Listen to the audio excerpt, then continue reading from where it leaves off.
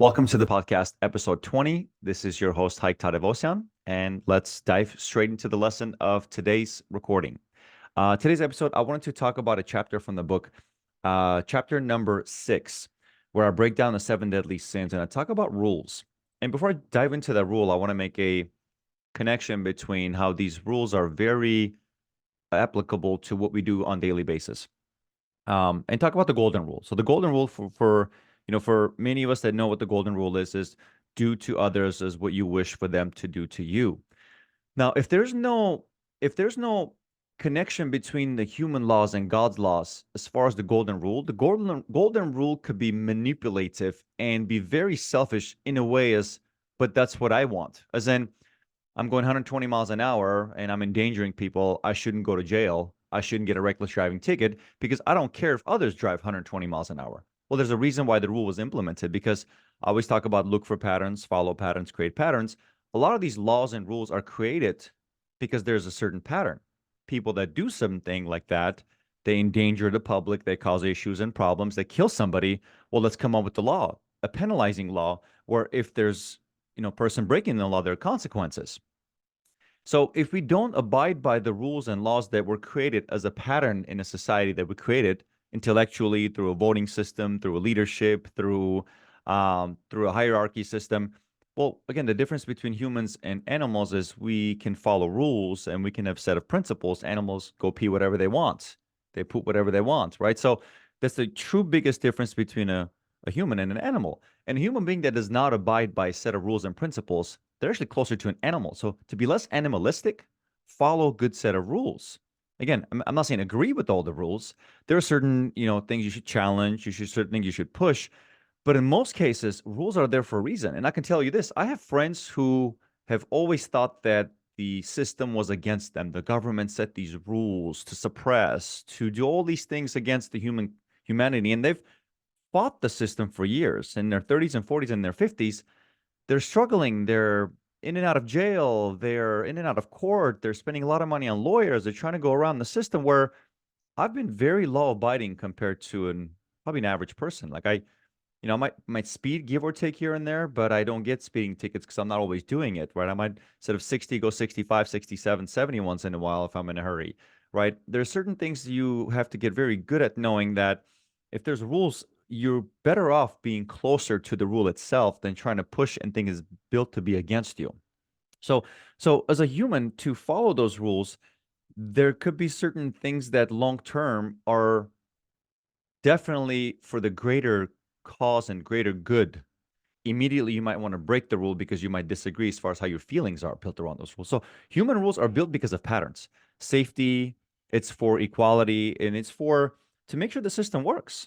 Clocking in, clocking out. Well, I'm not going to work 9 to 5. Well, I can tell you this: I got a team that respects 9 to 5 like there's no tomorrow. As a matter of fact, they show up early and leave late, and they're the ones who are making a lot of money, making a good difference. They have job security, and the money that they make by respecting certain rules within the business are using to purchase the lifestyle they want. But again, you still have to follow certain rules to be able to live a balanced, non-animalistic life. So that's the reason I think golden rule has to be wrapped around humans and God's laws.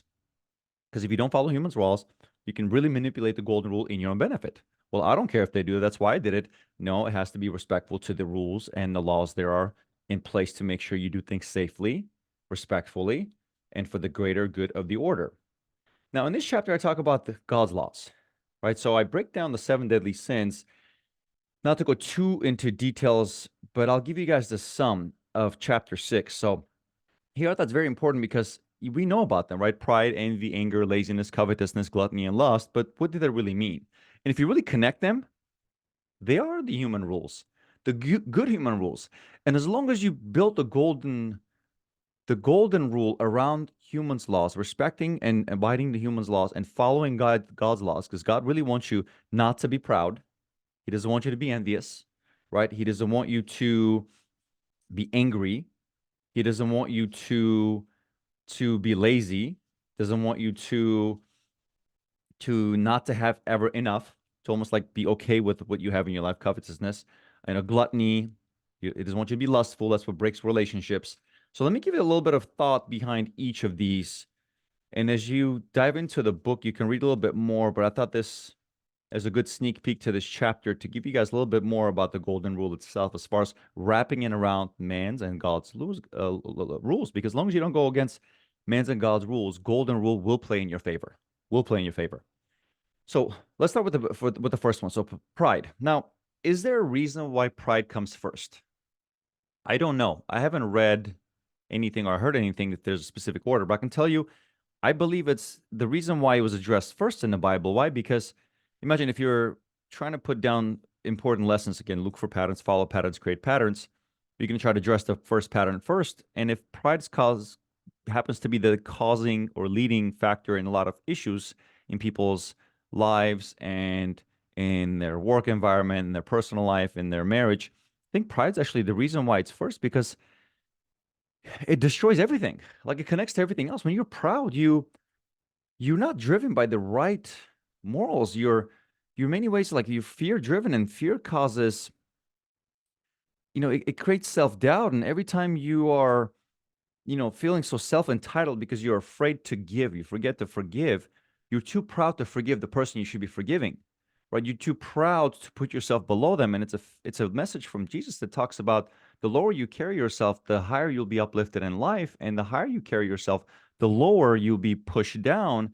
Essentially, humble yourself or life will humble you. Humble yourself or God will humble you. So when you're proud and you're beating your chest and you're above others, life will find a way to get you down way below where you could have been. So in reality, when Jesus washed people's feet, right? Think about a good leader. They put pride aside, and it's a common trait amongst good leaders that you should admire and look up to and want to be like. They're not too proud. They're proud of their accomplishments. They're proud of their values. They're proud of their families. They're proud of their health, but they're not proud as in they're going to always try to be better than you as far as the comparison, as far as they won't forgive you, right? It takes lack of pride to be forgiving. And one of the most important things, and I've talked about this before, I think the purpose of life is forgiveness, because in reality, one day we're going to face God or an angel or whoever's at the gates of heaven, and they're going to give us a long laundry list of all the things we've done that are, it's like, you've done all these bad things, so we're not going to allow you to get into the gates of heaven. Well, please forgive me. Like, I'm not perfect. Yeah, you are perfect, but you're asking for forgiveness. But did you forgive? Because if you forgave, then okay, we got it. So put your pride aside and do it. I think forgiveness is a big piece of purpose in this on this earth. If you forgive, but it's hard because pride blocks it. It's like this barrier, right? So that's first one. Second one, envy, which is like the jealousy, right? The parasite, that the more jealous you are, the more envious you are, the more the parasite grows within you, and it causes blindness, and you cannot be grateful for what you have. You become ungrateful and jealous of what you don't. And you condition your mind to continuously seek for the answer as far as what is happiness in life in the circular room around the corner, which doesn't exist. And there's always going to be something that's you don't have, or someone that has something that you don't, and you're just constantly comparing, contrasting, thinking you're not good enough. But reality, to realize your best self, is you need to be true with your best self.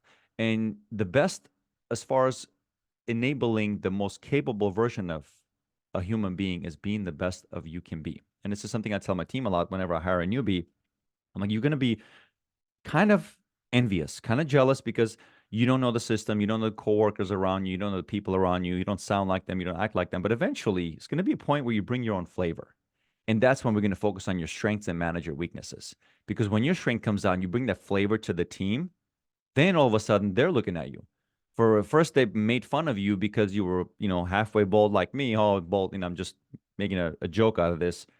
Now it's like, oh, maybe I should shave my head, because that's how the newbie is killing it, right? So in many relationships too, when couples look like they're doing really well, it's because they're maximizing what's within, what's internal, not comparing, contrasting. Well, that couple bought that car. Let's go get in debt and buy that car. That couple, bought those clothes. Let's get in debt and buy those clothes. But reality, conditions never come before the mindset. So all the things that we try to compare ourselves to, that's a condition, but that's a result of somebody's mindset. So become the person, read those books, do those lessons, figure out the arguments and overcome the objections. Do a good job of handling issues within marriage or business or etc. So you can realize your potential, and other people become envious of that, but that's not your problem. Your problem is you're becoming envious. So talking about be the change that you want to see, part of the golden rule is you need to make sure that you are focusing on the mindset piece, on yourself, on your faith and your religion, and all those good things, and the cars and the clothes and everything else will follow. And if somebody does compare and contrast, well, you can teach them a lesson about envy. I have a lot written about that one. Anger. Well, here's one. Anger is a bad one, right?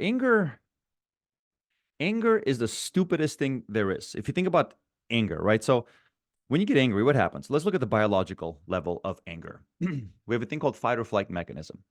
Adrenal glands, what they do whenever we are in a situation we get emotional, as in angry, our adrenal glands are pumping adrenaline throughout our body, and it's preparing us for fight or flight. Like human beings have this very old mechanism, right? The fight or flight mechanism, which prepares us to fight or to run away because there's a danger coming, right? And our brain, you can't really tell your brain what to do. Our brain gathers information. So when it sees danger, like a tiger chasing you, or somebody says something that frustrates you, pisses you off, or puts fear into you, adrenal glands fire up on all cylinders. Blood rushes from our brain into our major group of muscles, quads, hamstrings, glutes, pecs, and arms, away from the brain. And we start saying things that's on our mind, as in, like, we are saying what we're thinking. We're not thinking before we say things. And the problem happens with anger. We vomit things that we shouldn't. And often anger becomes the personality trait that we carry with ourselves because it just compounds over and over and over. And we start saying things that we don't mean. We start making decisions we shouldn't because we're just so angerful. And knowing the fact that our brain just needs to figure out there's no danger, there's no anger, just take a deep breath, right? So sometimes when you just can slow down, and when they say smell the roses, right? Take a deep breath. Breathe in through your nose for 3 seconds, hold it. Breathe out through your mouth for 3 seconds, hold it for 3 seconds. Box breathe. Now you're telling your brain, no danger, no anger. Blood goes back to your brain, and you might make better decisions because you might be one decision away, is buying the wrong house, buying the wrong car, committing to the wrong person, saying the wrong things to the right person, saying the wrong things to the wrong person, due to this emotional feeling that can lead you and put you on the path of failure. You won't notice it right away. You said what you wanted to say, you did what you needed to do. Well, 5 years down the road, that anger moment destroyed your life. 4, laziness. Wow, I can talk about this forever. Laziness it's something I preach on a lot because everything I have in my life that I'm not proud of has been a result of laziness. As in, I've been looking for shortcuts. I I'm looking to run the marathon the easy way. Wasn't proud. I'm looking to build a business the easy way. Failed. I'm looking to make this relationship work the easy way. Failed. Right. So if you think about, it's like God had this as a joke, as in, like, this messed up sense of humor for us. Hey, I'm gonna give you all this abundance, all this greatness in life, but you got to make sure you work your butt off. It's like, okay, that's easy to understand, but it's really hard to do because very few people can go 100 days in a row of grinding it out. But if you think about it, day and a week and a month does nothing, right? So you're lazy to expect good results and brushing your teeth and having the cavity go away in 2 weeks. You're lazy to think that for 2 weeks you can work on your relationship and fix the issue, or build one, or build a business. So it takes the opposite of laziness to make all the good things in life work. Work, health, relationships, family. If you run any of those with any laziness, you're going to have lazy results. So that's a big piece, right? Do not be lazy. Um, Next one, covetousness. The unhealthy competitive syndrome is in, like, wanting something that belongs to somebody else's spouse, somebody else's property, right? So many ways it connects to jealousy, but this unhealthy competitive spirit that kills the harmony within you is what I wrote in this chapter. There will always be someone that has something that you don't, whether it's a shiny toy, physical feature, or even a personality trait. Many of us have, things that money can't buy and efforts can't achieve and studying cannot develop. So if you think about it, you're just constantly comparing and contrasting. What does this do as far as your greatest gift? Throwing it out the door. Your greatest gift is you, not your spouse or your kids. I'm sorry to say that. Not your business. It's you. Because there's a reason why they say on the airplane, when the oxygen mask comes down, you do not put the oxygen mask on your spouse or your kids or your neighbors. You do it on yourself, because if you can properly save yourself with the right person that's in the right physical health and condition can save half the plane. But if you save one or two, you run out of oxygen, and then all of a sudden you're out. There's not much you can do. So there's certain selfishness about being able to take care of yourself. But again, your greatest gift is you. How physically capable, how mentally capable, how well can you solve problems, how resilient are you? So again, when you start living the Joneses life, you own the greatest gift you have, which is yourself. Gluttony. Gluttony, I can tell you this impacted my life as money got better for me. Right? You go from having a big hole in your heart to now financially things are great. You can't complain. And you start thinking like more and more and more. The nicer car, the nicer home. And my brother reminded me of a good saying from the Bible. The Bible says, do not listen to your heart. And it's very true because the devil can be very deceiving. He's the most deceiving and the best liar there is, as in he can use this specific sin, gluttony, to steer you in the wrong direction, tell you, but your heart told you this. Like, no, don't listen to your heart. Sometimes your heart will get you into committing to the wrong person that was sent to you by Satan, committing to the wrong business that might destroy your family, committing to the wrong house purchase that you shouldn't have, right? Because your heart made you feel happy, right? So often those those addictive thoughts, the dopamine, the adrenaline, all that stuff that makes you feel happy, right? It's not that good for you. Your heart doesn't give you good answers, which is why you got to go back and think about it. Am I making this decision based on emotion? Because if you're just emotionally making decisions, that's going to be painful. That's why your heart can be a very tricky thing to listen to. That's why we fall on our faces often by listening to it. And there's a saying that never make any commitments when you're happy and never make any decisions when you're angry. What's funny, happiness kind of connects to this as well.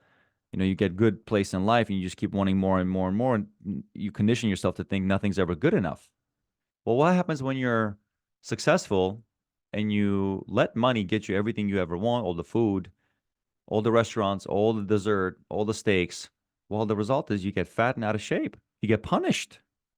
What happens when you think your spouse is not good enough?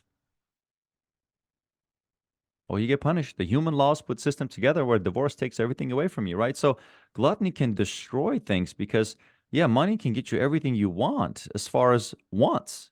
Very true, but does it give you everything you need? In reality, sometimes you want to step back and say, just because I can doesn't mean I should.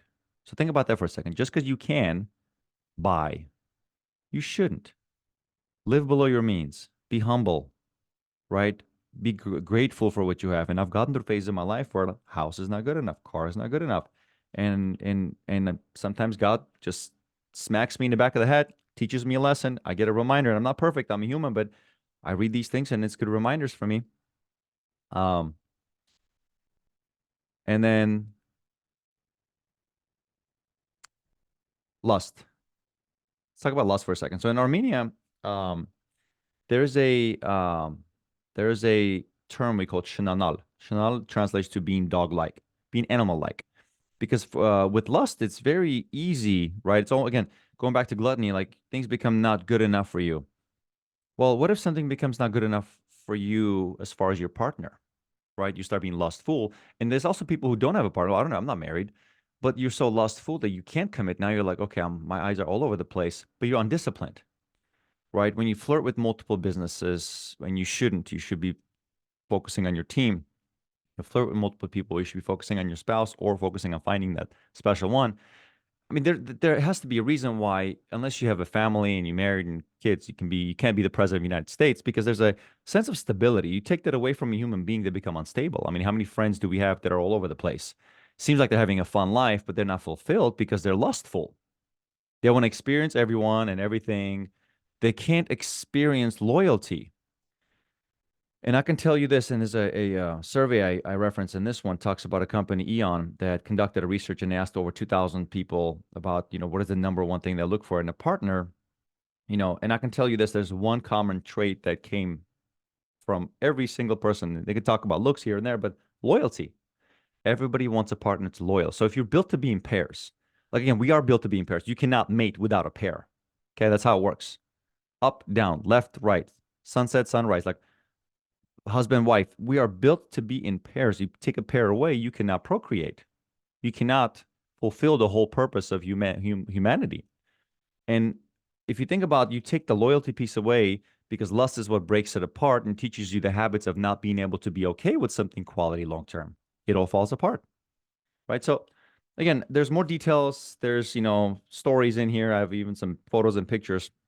But once you get into this chapter, I think it really give you a better perspective on the golden rule because, like I said, you can manipulate the golden rule in your favor if you are not wrapping them around man's and God's laws. If you want to keep it simple, go around the seven deadly sins and really think about what the human laws mean. Why are they there? Why are they keeping you safe? And why are they keeping you out of trouble? Because good luck trying to implement any of this stuff when you're in jail. So that being said, happy 2024, everyone, to an amazing year. Until next time, cheers.